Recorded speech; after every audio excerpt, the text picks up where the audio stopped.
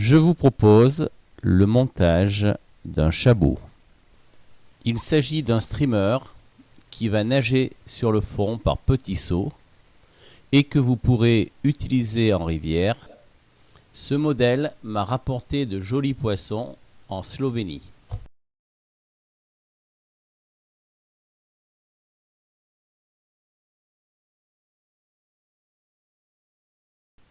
On va utiliser du lapin pour donner du volume à l'imitation et la tête plombée va lui donner sa nage saccadée.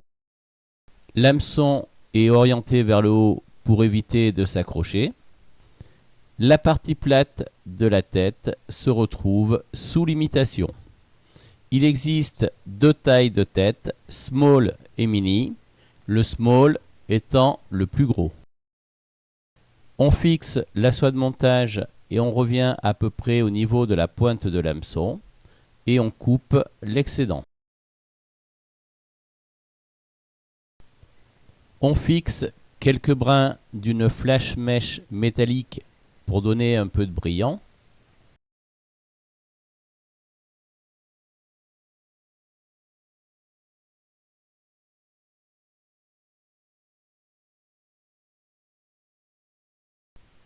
On coupe l'excédent.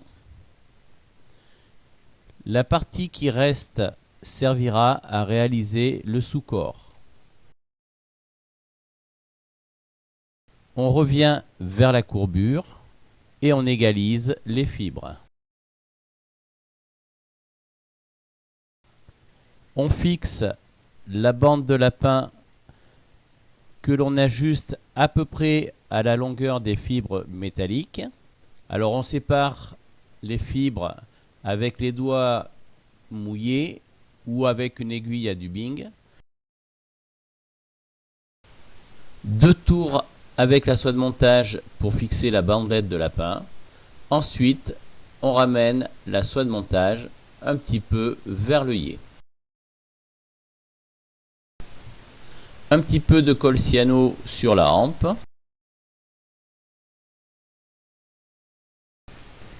Et on fixe à nouveau la bandelette de lapin. Alors si on mouille les fibres, il faut faire attention parce qu'il y a toujours quelques poils qui se promènent et ça donne une sensation des fois quand on met les doigts dans la bouche ensuite de manger un cœur d'artichaut où on n'aurait pas enlevé toute la barbe. On fixe à nouveau la bandelette avec la soie de montage et on va ramener la soie de montage vers l'œillet.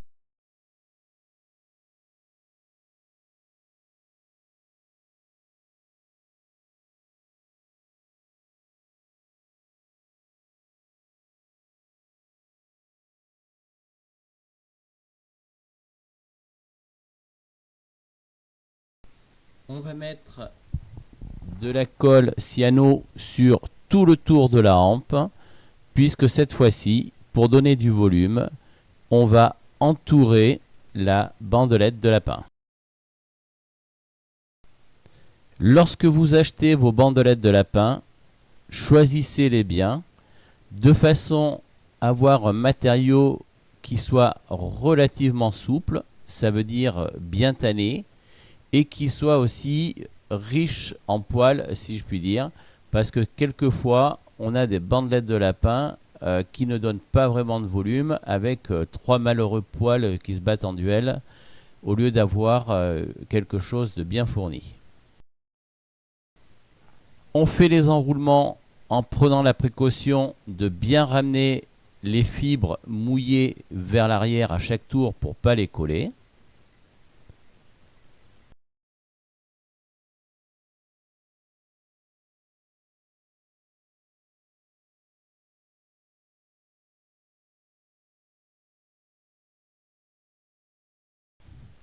Et quand on arrive à l'œillet, on arrête avec la soie de montage, pareil en séparant bien les fibres de lapin.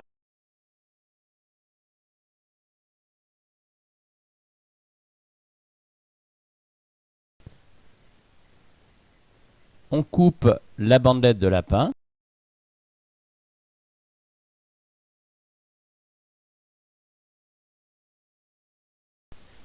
un petit appareil bien pratique, le brûle-fibre. Et ensuite, on va faire une tête bien serrée pour bien fixer la bandelette de lapin. Et cette tête en soie de montage nous servira ensuite de support pour la tête.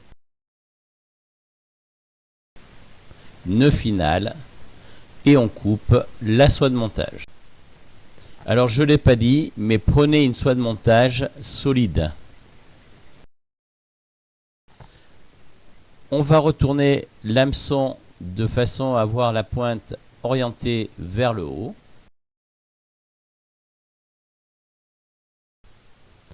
On rabat les fibres vers l'arrière.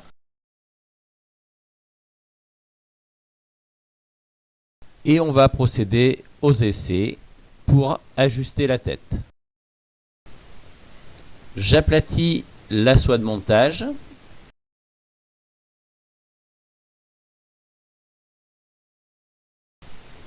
Il faut faire quelques ajustements avant que celle-ci ne rentre facilement sur l'hameçon.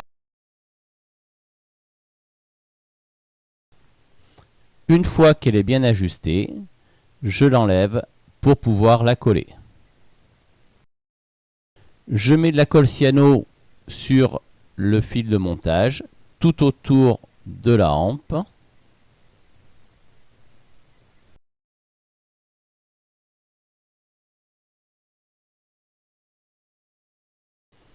J'ajoute sur les côtés de la tête plombée de la colle cyano, mais en gel cette fois-ci, parce qu'elle coulera moins. On installe la tête plombée, bien à plat. Je vérifie qu'il n'y ait pas de colle dans l'œillet. Pour plus de solidité, je vais insérer de la résine UV. On peut aussi faire une ligature autour de l'œillet, mais personnellement, je préfère cette formule car ce sont des streamers qui souffrent un petit peu et ils ont besoin, à mon avis, d'être très solides. Quand je dis qu'ils souffrent, c'est surtout qu'ils sont amenés à être travaillés sur le fond et ils sont souvent en contact avec les rochers. Et j'espère aussi avec les poissons. Un petit coup de lampe UV pour durcir la résine.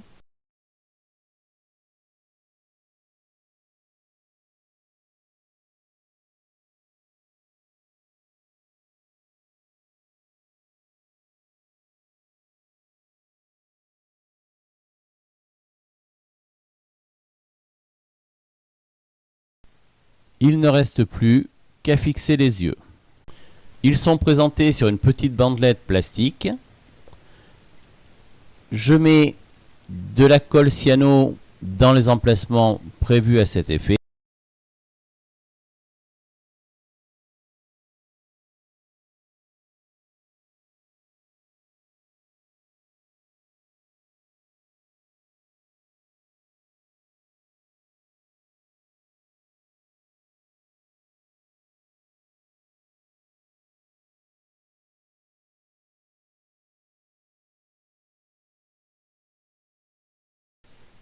De la même façon, pour des raisons de solidité, je mets un petit peu de résine UV sur les yeux et ensuite un petit coup de laser pour la durcir.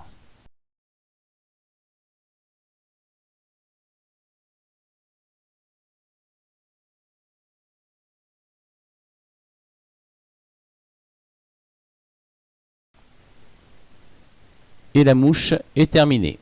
Alors au début, je vous ai montré une truite arc-en-ciel slovène. En fait, je ne vous l'ai pas montré parce qu'elle s'était décrochée.